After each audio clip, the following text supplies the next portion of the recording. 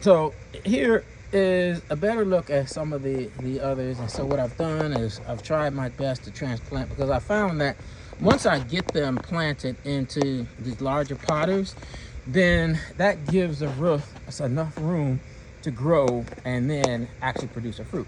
Because, actually, I have a friend that I left a pineapple in New York with, and she's showing me pictures of hers. She's kept it in a pot very similar to this, and actually she can see that the leaves grow out to be almost 3 feet long, but that's it.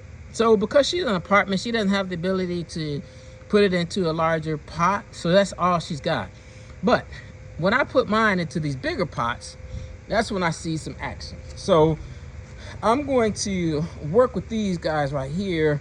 See, I've got them in these smaller pots. I've got a mixture. So this is just an experiment. I don't know what happened, man. I just got crazy with these pineapples, and for some reason, I just keep working with them and trying to grow.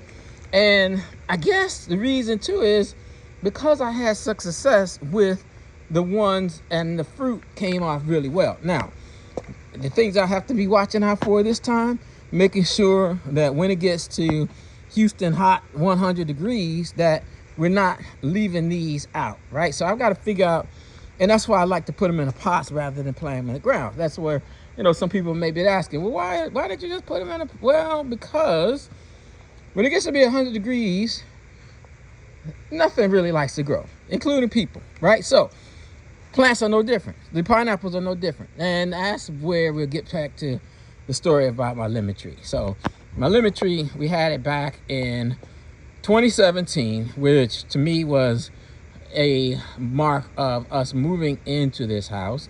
And it started off, we got it in March, about this time from last year. Well, March, a little earlier. And it had some flowers on it.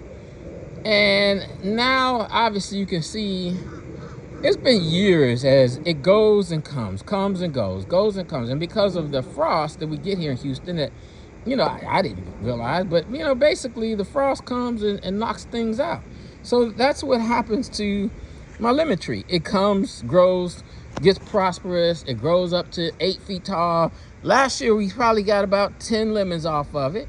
But then the frost came and bam, this is where we are. So we'll progress and see. As long as it's looking green like this, I think that I've got a chance for it to grow and produce some fruit. So now, next thing, it's time to let's go look at the grapefruit.